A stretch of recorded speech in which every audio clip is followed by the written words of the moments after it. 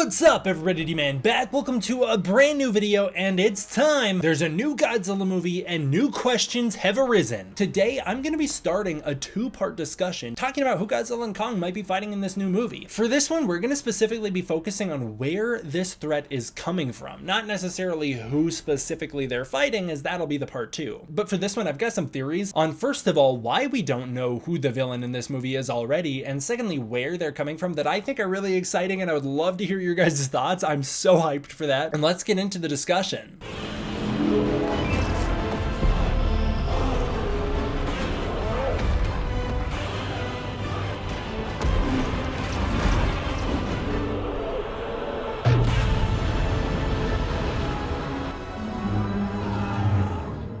I think the Godzilla Kong Supernova teaser is fantastic. It gives us so much to bite into. It encourages us to speculate and to dig deep. There are so many deep hidden references within. It is continuing to be an exciting thing to be a part of, but a lot of people are really confused about it because it seems a little more shy than Godzilla Kong the New Empire. Godzilla Kong the New Empire came right out with its full chest and said, "Look at us, this is the new villain." And that leads to the first topic today, and that's what's going on with that. Godzilla Kong the New Empire led with its chest. It said, "This is the bad guy." It showed us this creepy ape. I will not forget being at school when that teaser dropped and people being like, "Hey man, what did you think of the new Godzilla teaser?" And being like, "Wait, the what? The what happened?" And then someone showed me the image and it was the ape on the throne. But why not do that this time? Why not give us the ape on the throne? I mean, it was pretty exciting to talk about, and it gave us a lot more of a clickable topic. Scar King on the throne was way more clickable than anything we were given in this teaser, which is why you see all the thumbnails for the teaser breakdown using like images of Space Godzilla and stuff.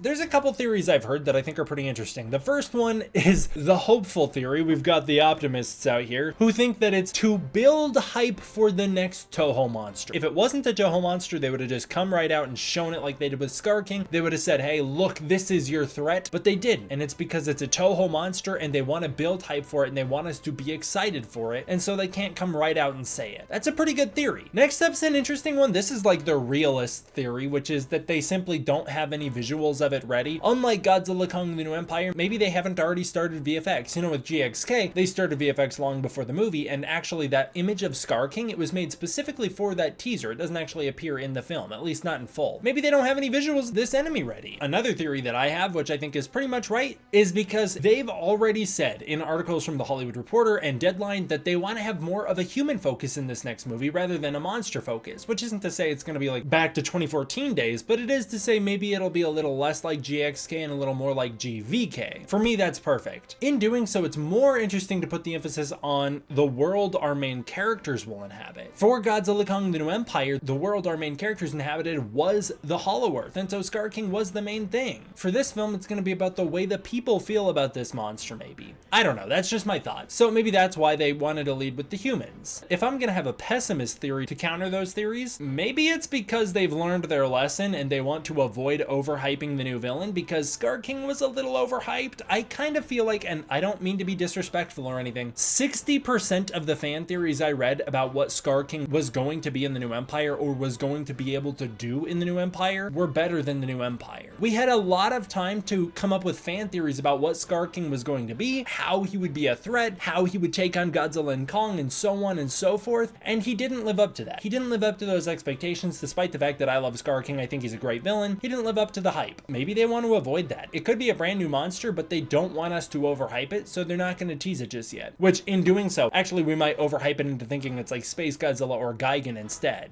This is a theory I came up with based on some stuff I talked about in my teaser breakdown, but I kind of theorized that maybe the pyramids we see on the TV screen could be related to the Iwi pyramids, and if they're related to the Iwi, one thing we know is that the Iwi were sending signals through those pyramids to the surface world. I mean, not directly through the pyramids themselves, but a little bit like in the base of the pyramids. They have the Iwi battle gong, which alerted Godzilla to the threats in the Hollow Earth. What if those signals that reached Godzilla extended well beyond him and into the stars? Maybe the reason we have a threat probably coming from space in this next movie, as it is called Supernova, is because the Iwi battle gong accidentally alerted another monster to Earth's presence, and so another kaiju from the stars is heading right towards us. Is this why there's such an emphasis on pyramids in the trailer? Because we've accidentally alerted a creature from the stars through the pyramids in in the Hollow Earth. I think that's a great theory because it gives real consequences and weight to the new empire. It adds a whole nother dimension to it as well, and it ties this threat directly to Godzilla. Maybe you know how Godzilla accidentally fought Kong, maybe thinking Kong is the threat in the Hollow Earth. Maybe this new enemy shows up and is like, hey, I've got a signal that something's calling me to war. I'm gonna wipe it out. And it shows up and it misplaces that anger onto Godzilla, Kong, and humanity, except that unlike Godzilla, I don't think it's gonna learn its lesson when Mothra shows up. I just think that's a great theory because it really adds so much dimension to the new empire. It takes the new empire from being like, we introduced this Iwi battle gong out of nowhere and we're never gonna mention it again, to being like, this thing has ramifications for a long time to come. This creature is going to cause absolute havoc, and it is directly the cause of what happened in the last movie. And we already know this next movie is going to have a much stronger emphasis on continuity. We've had a Rick Stanton reference for the first time since 2019. Guys, it's been over half a decade since Rick Stanton got a shout out. Not only that, but you want to take it a step further?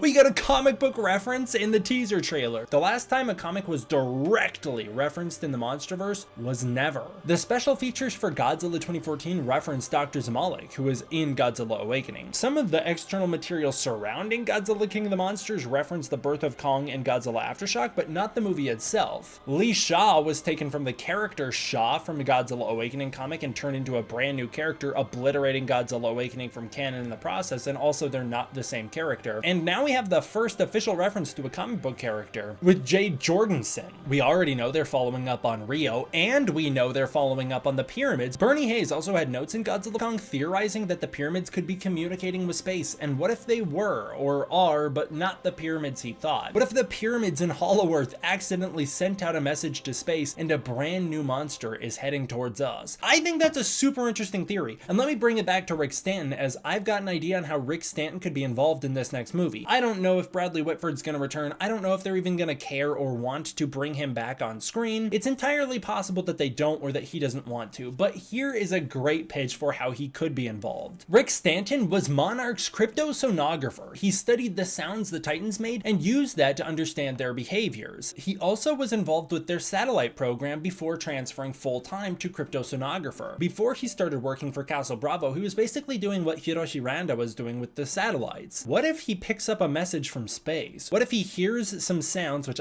I know sound doesn't technically travel through space, but what if he hears some sounds from space and he goes, oh, this is a new monster. There's a new monster heading towards us. I can tell from its roars that it's dangerous. We've got a big problem coming. There is a random military dude in Godzilla vs. Gigan who does just that. He goes, I'm listening to two sounds and I hear King Ghidorah and a new monster. What if that's the role Rick Stanton plays in this new movie? It could be a very small role. He only has to cameo for it, but that'd be great. I would freaking love that dude so much. I also theorized in my teaser breakdown that maybe the reason that the computer screen glitches out in that trailer, it doesn't really glitch out as much as it like starts to receive a signal, but it starts to receive a signal and all this binary code starts to fill out. What if the reason that binary code is filling out in the way it is because it is directly coming from the stars? I mean, if you translate the message, it says, Godzilla Kong, watch this space. Maybe it's specifically saying like, Godzilla and Kong, watch out. We understand you're Earth's best protectors, their greatest defenders. Watch the stars. Something is coming. Maybe that's the kind of thing that Rick Stanton picks up and he's like, oh crap, there's some signal coming from space. I don't know. I just think it would be cool, all right? It might not even need to come from outer space, as there's other spaces in the MonsterVerse. There is the space within the space. Between the Earth and the Hollow Earth, there exists an alternate dimension, or maybe it's a literal place, but it seems to be a pocket dimension in the rift portals leading to Hollow Earth. A pocket dimension where it sucks things in like the Land of the Lost from the Earth and the Hollow Earth, and they kind of bridge and smash into each other to create another dimension called Axis Mundi, one where time works differently, one where everything works differently. Godzilla patrols Axis Mundi, we do know that, or at least he can visit it if it so beckons him. People can go in and out of Axis Mundi, and we also know signals can too. Gamma signals reach from Axis Mundi out to the surface world, not from the Hollow Earth, but from Axis Mundi. It's entirely possible that some signals went haywire, maybe from the Iwi pyramid, maybe from Earth, and they wound up traveling into the alternate dimension that is Axis Mundi, and we have a new dimensional threat coming towards us, a new creature coming straight from this monstrous world. I think that also sounds awesome because it reminds me a lot of Godzilla Singular Point, which in my opinion is some of the most fantastic Godzilla media we've ever gotten. gotten. Godzilla Singular Point's fantastic, and I would love an extra dimensional creature like the things seen in Godzilla Singular Point. The kaiju we see in that show are extra dimensional creatures. I would love something like that to breach the MonsterVerse from Access Mundi, because once again, I love the idea of legitimizing Monarch Legacy of Monsters through the films, tying the films into that show. It would help to better establish the rules of this universe and really develop on the themes and ideas that were played around with. It'd just be great if we're putting a bigger emphasis on continuity. That sounds fantastic. Maybe one of the things that they find down there is, I don't know, like a Kurt Russell hanging out down there, get him back into the MonsterVerse movies, get him from the show to the films. It's all sounding amazing to me. I'm loving all of these ideas. And if you are too, comment below and let me know. I would love to hear what your thoughts on all of this are. Where do you think the threat's coming from? Why do you think it's called Supernova? I know some people even theorize that Supernova is not going to be related to space. It's going to be like just the power level of the monster, like destroy it or whatever. I'm very much leaning towards space, considering we literally see like stars in the background of the teaser. So I'm thinking full on space, but I would love to know what you guys are thinking. Thank you guys so much for watching this. I really appreciate it. I had a great time doing this. I want to do a lot more breakdowns and discussions on this teaser. If you have any thoughts or theories you want to hear me comment on, or if you want to hear me theorize on anything, comment below and let me know. I would love to keep doing videos like this. I've got at least 2 more that I want to do, the second part to this video, and then another video talking about a potential another mass awakening happening in this movie. But other than that, comment below and let me know. I would love to hear your guys' thoughts, and I would love to be able to spin off of this discussion and keep going. I'm so hyped for Godzilla Kong Supernova. I'm very excited to see what they do, and I cannot wait to go on this journey with you guys. Thank you guys all so much for watching. I want to give a huge thank you to my patrons over on Patreon. It is through the support of the patrons on Patreon that I'm able to continue to make videos like this for you. If you want to support the Patreon, you can use the link in the description below, where you can get early access to content, access to the Discord community, and more. And if that's not your thing, please consider joining as a channel member. I'd really appreciate it. Thank you guys all for watching. I hope you enjoyed. I'll see you all next time for the next one.